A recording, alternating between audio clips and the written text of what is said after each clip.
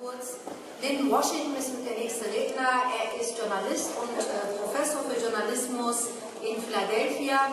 Er ist ein langjähriger Weggefährte von Mumia Abu-Jamal und hatte 14 Jahre lang wöchentlich eine Kolumne bei der Philadelphia Tribune mit dem Schwerpunkt Rassismus und Polizeigewalt in den USA. Linn, the floor is yours.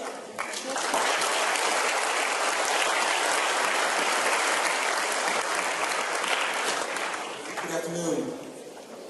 We were awaiting a call from Mumia Abu-Jamal, so when it comes in, we'll do whatever we have to do so you can hear him. From America, we definitely appreciate the concern and support that you've given to Mumia over all these years. Today, Mumia has been in prison for 33 years. 33 years, 1 month, and 2 days since he was arrested on December 9, 1981. So what is 33 years? Well, 33 years is 1,200, or should I say 12,052 days. And during those 12,052 days, Mumia's mother has died, his sister has died, his brother has died, and he hasn't been able to attend their funerals. For more than 20 of those 33 years, he wasn't able to have physical contact with anyone because he was on death row. Those 12,000 days in prison equate to 17 million minutes. And just recently, one of his daughters died. And that daughter was the mother of 2 of his grandchildren. I want to do 2 things this afternoon. One is to talk about the media, and particularly the media in America, but also the media in democracies. And then I want to talk a little bit about Mumia. The Mumia that I know, and how the injustices that Mumia is enduring fit in with so many political prisoners and just regular prisoners in the United States of America. In March of 2014, the United Nations Human Rights Committee issued a report that was harshly critical of the United States for its multiple failings of the International Covenant on Political and Civil Rights. In many ways, the Mumia case encapsulates so many of the findings of that report. The failings cited in that report, failings from torture and drone attacks to mistreatment of immigrants, to police brutality, contained news, important information.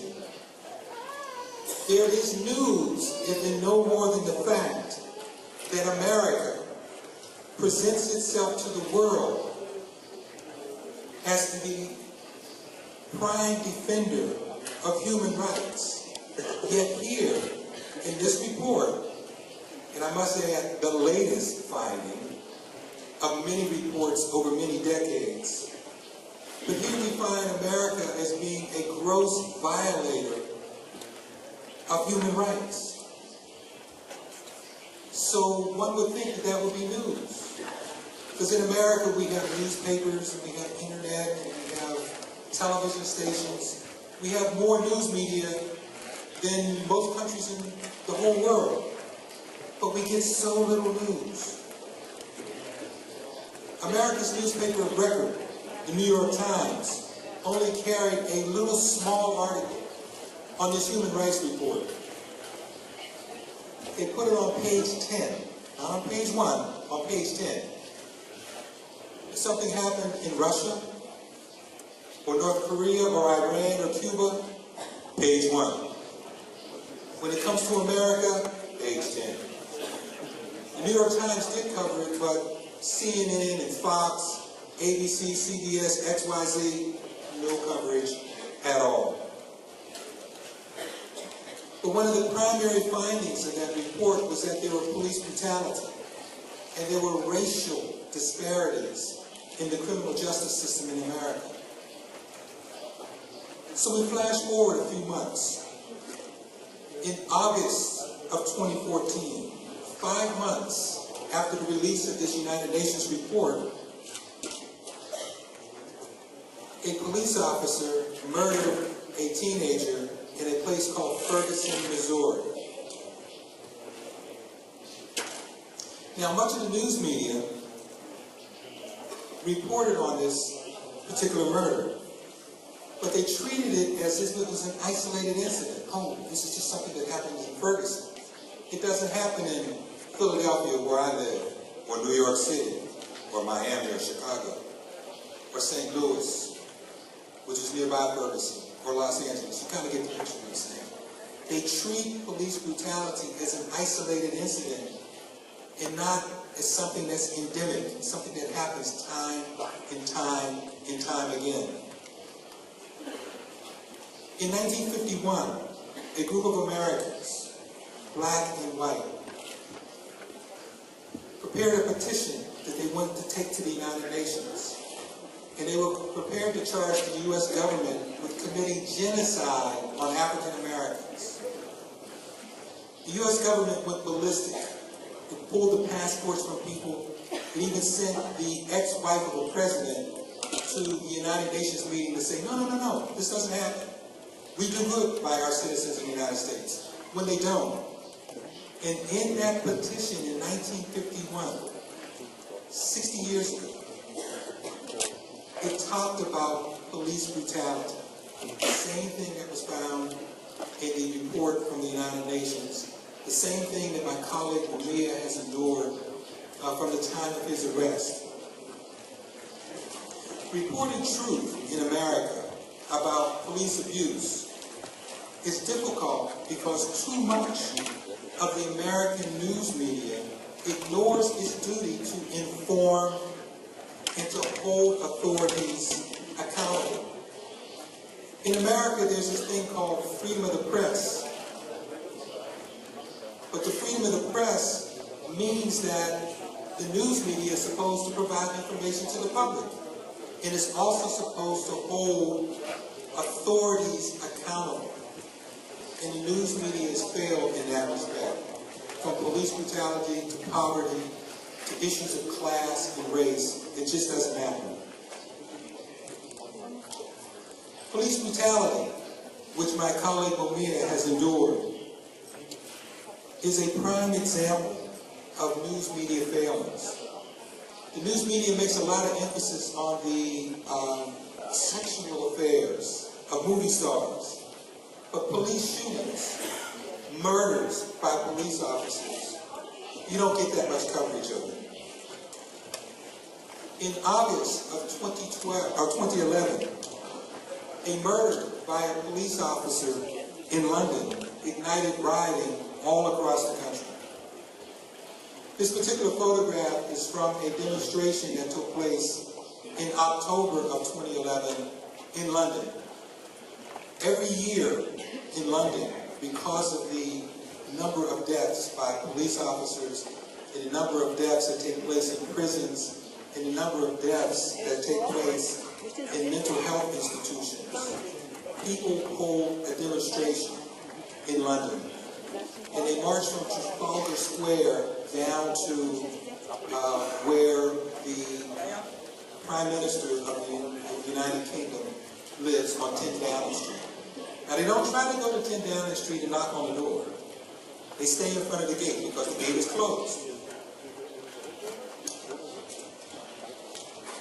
News media coverage of the rioting in August of 2011 typically ignored issues at the heart of that particular outburst. What was at the heart of that? Government austerity programs. We have to cut back on helping the less fortunate so we can give more tax relief to corporations and to the rich and to banks. The news media ignored the systemic poverty that happened in London. The area where the rioting started, Tottenham in North London, has the highest level of unemployment of anywhere in London. The following year, when London hosted the Olympics, they received the Olympics because they told the Olympic Committee that they would use the economic development from building stadiums and new housing and all of this to help the poor people. And guess what? The poor people got nothing.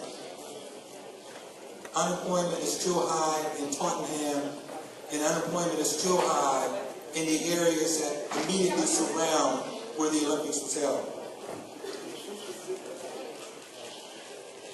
The English media made few connections between the issues of poverty and what happened in the rioting. The news media in London took the line of the authorities that this rioting was just a part of hooliganism, and all the people wanted to do was steal trainers, those were sneakers as we call them in London, and flat screen televisions. But the reality is, when you go, or when I went to Tottenham, about 3 weeks after the riots, I saw something very interesting, something that wasn't reported in the media. The police stations were burned, police cars were burned, buses were burned, the government buildings were burned, and something else was burned. It wasn't stores, it wasn't homes, it was gambling establishments. They have these little gambling parlors all over London. And the people in Tottenham and other places were saying, hey, there's too many of these places here. We are poor people, and now you have these gambling establishments that take the money from us. We want you to close those down. And the authorities didn't do it. So when the riots started, they burned down the gambling establishments. But you didn't see that in the media. You didn't hear it.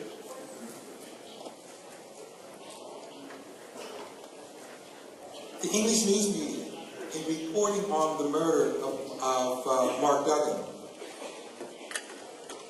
made no connections between a police murder in 1985 in a place called Broadwater Farm that created a series of riots. And Broadwater Farm was about within a kilometer or two of where Mark Duggan was killed. This is a march that I just told you about. 2 months after the riots, when people marched to the Prime Minister's compound.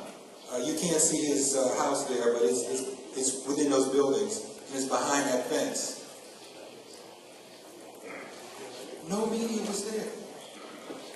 2 months after the riots that were caused by police brutality, when people protested against police brutality, the British media was nowhere to be found. And something interesting and very ugly happened on that day. For the first time in 12 years, the police attacked the protesters. When they tried to go to the fence like they had done in the previous years and merely put their demands up on the fence, the police attacked them and beat them up. But there was no media coverage at all. American media made few connections between the murder of Michael Brown and police violence that sparked a series of riots across America in the 1960s. So the news media, both in America and the news media in London, failed in their duties of reporting the truth. The news media did not perform its job to inform the public. It did not do its job to hold authorities accountable. Now, let me be clear. Reporting truth, or should I say the failure to report truth, is not exclusive to America or to London in England. Democracies around the world have some real problems with reporting truth. In America, for example, you would not see something like this. This is a piece of political graffiti in a place called Orange Farm.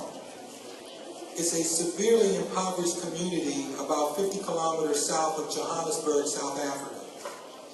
And while the name Orange Farm may give you images of lemon trees and orange trees and lime trees, the only thing orange in Orange Farm is the dirt.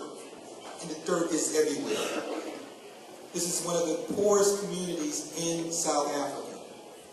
But there was that equation between what happened in South Africa in apartheid and what is now happening in Israel, particularly in the West Bank, but also in Israel proper.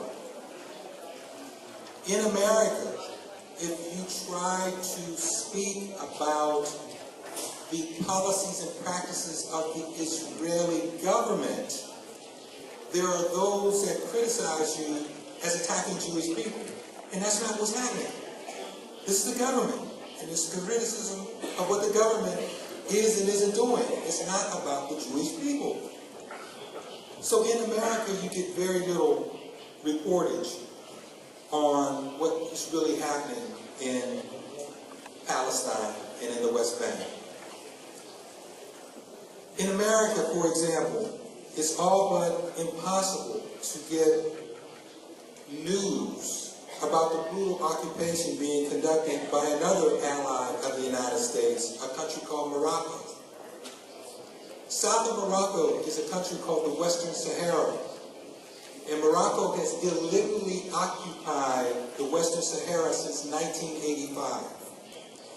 And a part of this occupation where women and children are beaten every day for peacefully protesting or just being themselves. The Sahrawi people are being illegally occupied and are being oppressed and brutalized.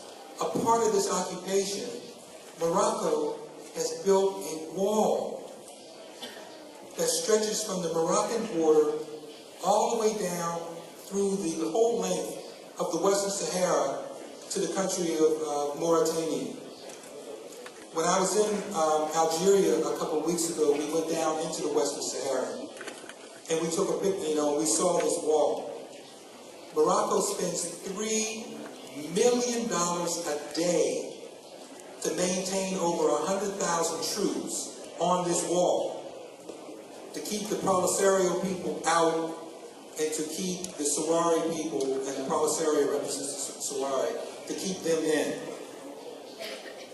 $3 million a day. So where do they get this money from? $3 million a day is a lot of money.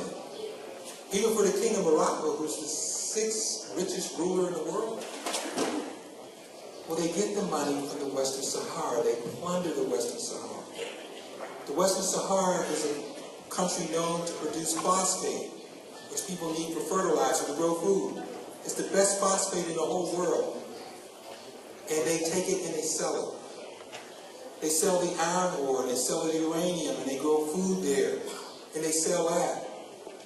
And then they also, since Western Sahara is on the coast of North Africa, they take the fish, they catch the fish and they sell them. The fishing alone brings in $4 billion a year. So with that money that they take from plundering it, they can fund this wall and the occupations that they have. For the Sahrawi people living in the Western Sahara, it is tantamount to hell. They're discriminated against in jobs. Say in the fishing industry, 95% of the people who work in the fishing industry are not the Sahrawi people in the Western Sahara, it's Moroccans. Just like Israel does in the West Bank, where they pay people to come in and live in the West Bank, Morocco pays Moroccan citizens to come into the Western Sahara. They give them new housing, high-paying jobs to work fishing in other industries. And we don't know anything about that. We don't hear anything about that. In America, back in November, there was a lot of news coverage celebrating the fall of the wall in your city, here in Berlin. Everybody was happy about that. But we don't hear anything about the Moroccan wall. And what we do hear is just a little bit about that wall that Israel is building through the West Bank.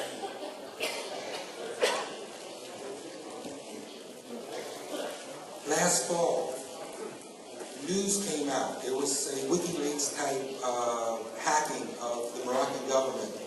And news came out from these leaked documents that the Moroccan government is spending millions of dollars a year to pay journalists in France, in Italy, and in the United States to write pro-Moroccan articles. Morocco is in violation of a mandate from the United Nations that came down in 1991, which ended a very long war between the Polisario and Morocco. And that referendum said, hold an election. Let the Sahrawi people make a self-determination whether they want to have an independent country, whether they want to have autonomy under the control of Morocco, or whether they want to be just integrated into Morocco. And Morocco has violated that United Nations mandate, thanks to the help of France, because France is the one that's been vetoing it and enforcing it back, and with the tacit support of America. So they paid off journalists to not report. Now, is Morocco the only country doing that? Absolutely not. Because about 4 years ago in the United States, news came out that the United States government had paid journalists in Miami to write stories and to do broadcasts that attacked a group of Cuban patriots called the Cuban Five. At the time of their trial in Miami, which is the capital then of the anti-Castro community in the United States, they wouldn't move it out of Miami. The news coverage was just horrendous. There were thousands of articles written and hundreds of hours of broadcasts making the Cuban Five look bad. So it's surprising that the jury convicted them. The jury was not sequestered. I mean, the jury was able to go home at night and turn on the television and see what was going on. So this manipulation of the media covers many, many countries. The Sahrawi people that are living in refugee camps in southern Algeria are living in some very bleak conditions. They live in the desert. In the summertime, the temperature gets up to 130 degrees. I apologize that I can't convert that real quick to Celsius, but it's hot. Real hot. And you say it's the desert. Well, okay, it's kind of hot in summer and maybe it's hot in the winter. No, it's cold in the winter. I was there in the winter and it is cold at night. But these houses that you see are made from mud bricks. And inside the houses are no running water, no flush toilets, very basic. And these people have been living this way since 1985. There are people who have been born in these camps. I talked to a lot of youth and young people. And what is going on there is pretty much out of the public's eye because there's no media coverage there.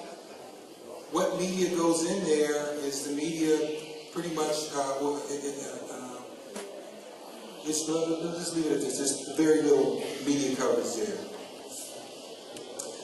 Journalists, people in my business, people who will be like my students. I teach at the University of Philadelphia. I teach journalism. Journalists must resist censorship. They must resist censorship by governments telling them what to do. They must resist censorship by corporations that own the media, that say you can cover this and you can't cover that.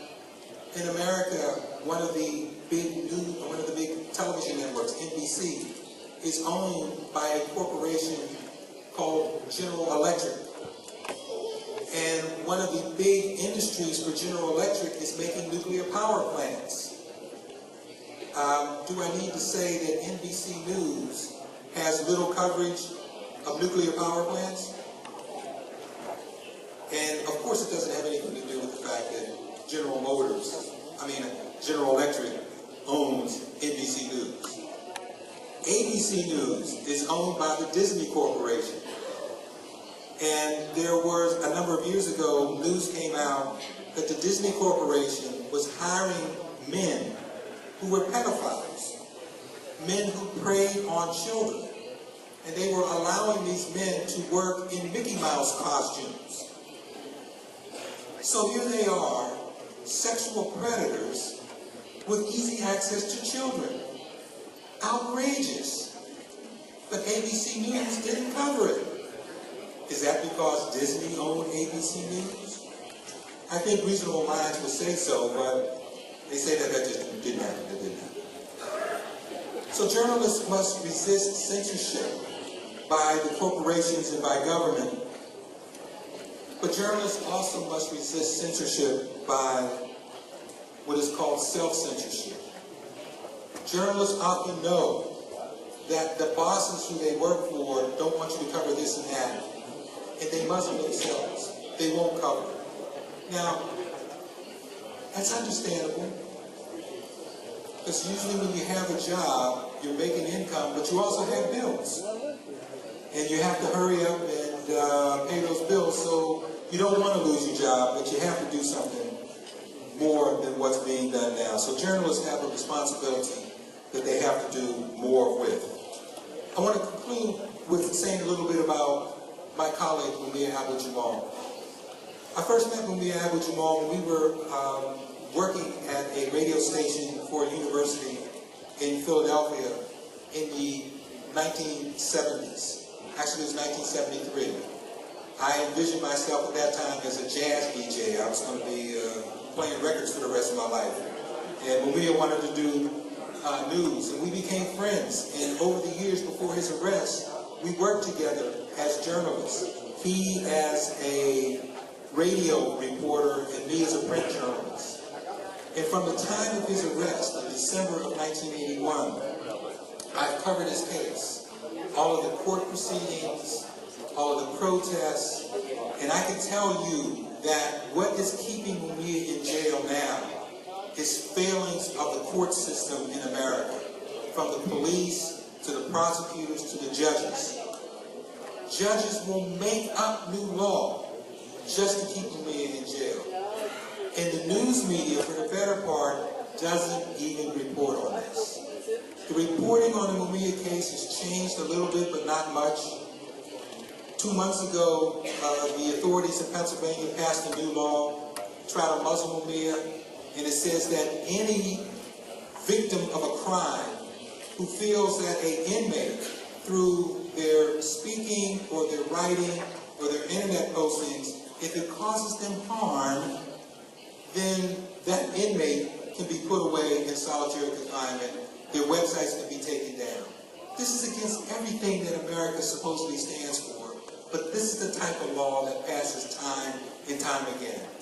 And we see after the wake of Ferguson, when there has been a big uproar around the country about police brutality, there is now an effort to try to delegitimize those young people who are rising up and fighting back. The news media in America has a long way to go to fulfill its mission of informing the public and holding those in power accountable. Fortunately, there are a new and invigorated left-wing media in the United States.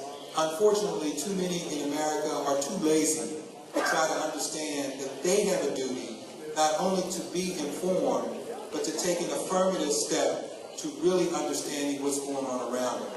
And if they don't, well, there'll be dummies, and as dummies go, will be controlled by the government, and that's not a good thing, whether it's a democracy or a fascist state. Thank you very much, and again, I appreciate your concern for me.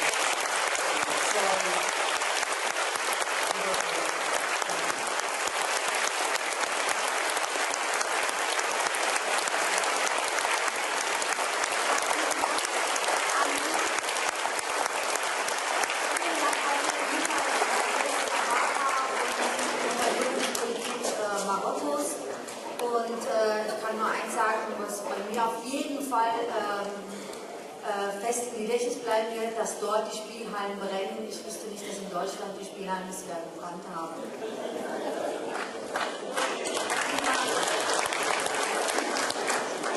Ich übergebe jetzt an den Moderator. So, wir warten immer noch auf ein Telefonat mit Mumia Abu-Jamal. Das hat aber noch nicht funktioniert. Wir wissen auch nicht, ob es noch funktionieren wird.